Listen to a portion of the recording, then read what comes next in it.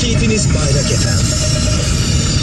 Dört Plus'tan Sevgililer Günü kampanyası 28 Şubat'a kadar 4, 6, 8, 10 ve 12 taksitli tüm alışverişlerde artı 3 taksit hediye.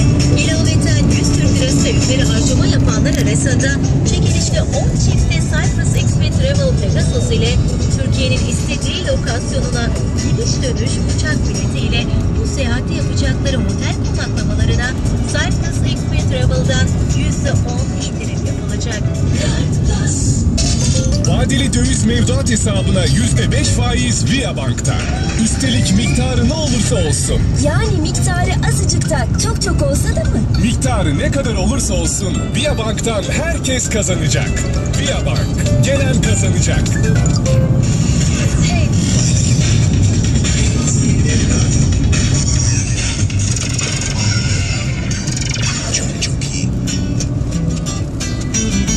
Kısa bir reklam durağı, kaldığımız yerden birlikteliğimiz devam ediyor. Sırada kim var? Sırada Yalın var. Olmasa da olur dediği hikayesinde. Radyo keyfinizde. Birisi var, bir tutamaz gülüşü var.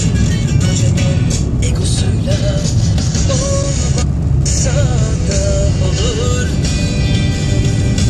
Olmasa da olur. Tam benlik birisi var. Paranın aşk öpüşü var. Durulmaz o yollarıyla. Olmasa da olur. Olmasa da olur. Ne yaz ne kış olan bahar yine bahar. Bir gün yağar bir gün açar. Sevdirir kendini şeytan tülü var. Yoksa da hayat kurur yanar. Ne yaz ne kış olan bahar ki ne bahar.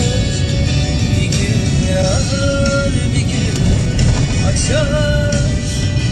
Sevdirir kendini şeytan tüyü var. Yoksa da hayat kurur yanar.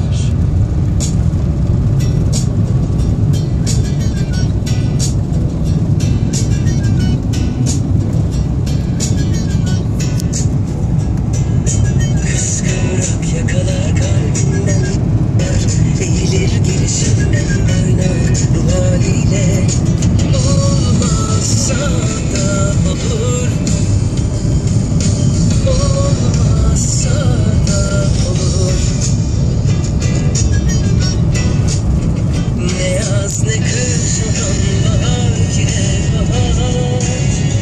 Bir gün yağar bir gün açar. Sevdirir kendini şeytan tüyü var. Yoksa da hayat kurur.